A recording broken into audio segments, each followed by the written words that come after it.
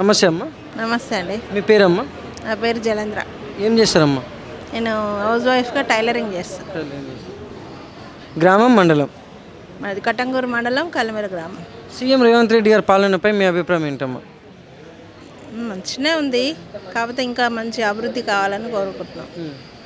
ఇంకా మహిళల కోసం ఇంకా ప్రత్యేకంగా ఈ బస్సులు అవి కాకుండా ఇంకా వారి కోసం ఇంకా 2500 వేస్తానన్నాడు కదా, అది కూడా చేస్తూ అర్హులైన వారికి ఇండ్లు కూడా త్వరగా ఇవ్వాలని.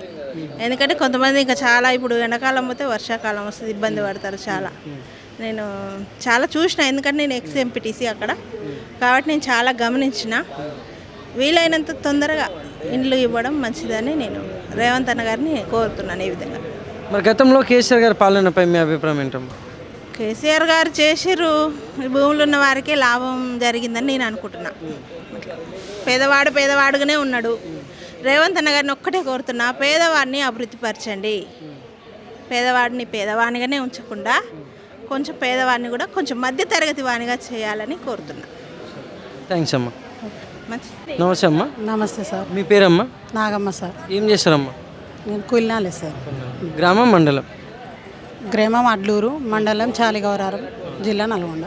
సీఎం రేవంత్ రెడ్డి గారి పాలనపై మీ అభిప్రాయం ఏంటమ్మా? మాకేం నచ్చలేదు సార్. రేవంత్ సార్ ఏం మంచిగా చేయట్లేడు. ఆ బస్సులు అని పెట్టిండలే, కానీ మేము ఎప్పుడో 2 నెలలకు ఒకసారి వస్తుంటాం. వచ్చిన వాళ్ళు ఏం పని లేని వాళ్ళే అటు ఇటు తిరుగుతుంటారు, కానీ మాకైతే లాభం లేదు బస్సులు పెట్టి. ఆ పింఛన్లు ఇస్తా అన్నాడు, ముసలోళ్ళకు వాళ్ళకు కూడా మంచిగా లేదు. మేము వంట శ్రీని, నేను కూడా, నాకు ఇట్లా ఏం మంచిగా లేదు. కేసీఆర్ చాలా మంచిగా చేసిండు అన్నిట్లో, ప్రతి విషయంలో కూతురులాగా, ఓ తల్లిలాగా, ఓ చెల్లిలాగా అందరినీ మంచిగా చూసుకోండి.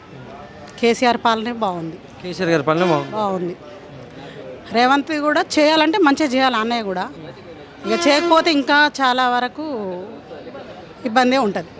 ఇప్పుడు ఉగాదికి సన్న బియ్యం ఇస్తా అంటుంది కదా, దానిపైన మీ అభిప్రాయం ఏంటి? అన్నీ ఇచ్చిండు, ఇప్పుడు అన్నీ ఇస్తా అన్న ఇవ్వలేదు కాబట్టి ఇస్తాడో ఇయ్యడో కూడా తెలియదు.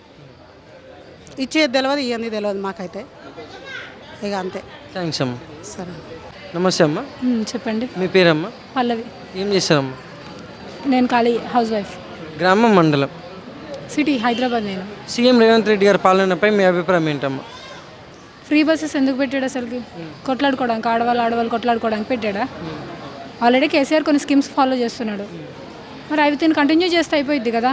కొత్త పేర్లు పెట్టి, కొత్త పథకాలు పేర్లు పెట్టి, మళ్ళీ వాటికి డబ్బులు వేస్ట్ చేసి అవన్నీ ఎందుకు? టైం వేస్ట్ పనులు అంతే, అంతకు మించి ఇంకేమున్నాయి?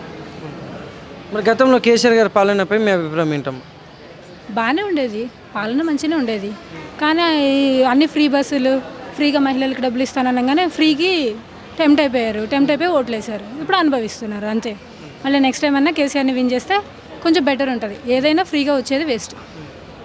అంటే మరి ఇప్పుడు ఉగాదికి సన్న బియ్యం ఇస్తా అంటున్నారు కదా, దానిపైన మీ అభిప్రాయం ఏంటమ్మా? ఆల్రెడీ ఉన్న రేషన్ కంటిన్యూ చేయకుండా ఈ సన్న బియ్యం, లావు బియ్యం అవన్నీ ఎందుకు? దానివల్ల ప్లస్ ఎవరికి? కడుపుకి ఏం కావాలి? కడుపుకి ఏం కావాలి? అన్నం కావాలి, తీరుతుంది.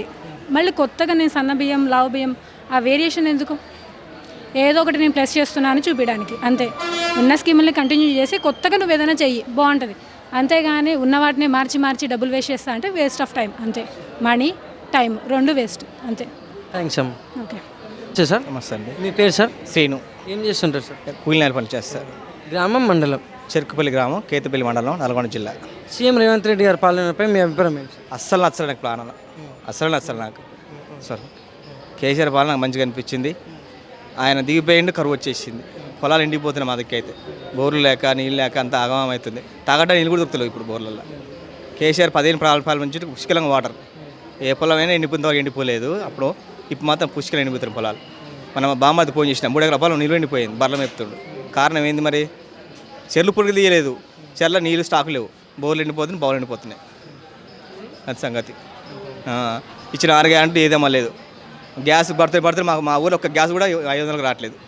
మొన్న ఇప్పించారు, 950 రూపాయలు తీసుకుంటాం గ్యాస్కి. మాకు 500 మా అకౌంట్లో ₹1 పడతలే. ఆయన పరిపాలించే సంవత్సరానికి వస్తుంది, ఏది గ్యారెంటీ లేదు. నా గుంట భూమి లేదు, ఏ లబ్ధి పొందలేం. కేసీఆర్ అప్పుడు నా బిడ్డ మ్యారేజ్కి ₹1,00,000 కళ్యాణ లక్ష్మి ఇచ్చిండు. ఈయన ద్వారా మా కుటుంబానికి ఏది లబ్ధి లేదు, బీద వాళ్ళు కూడా నష్టమే. చెప్తాను కదా, మళ్ళీ కేసీఆర్ వాళ్ళు మేము పదే మా ఊరు మొత్తం మేము కేసీఆర్ కోసం వైపు చూస్తున్నాం మేము. అదే. మరి గతంలో కేసీఆర్ గారి పాలనపై మీ అభిప్రాయం ఏంటి సార్?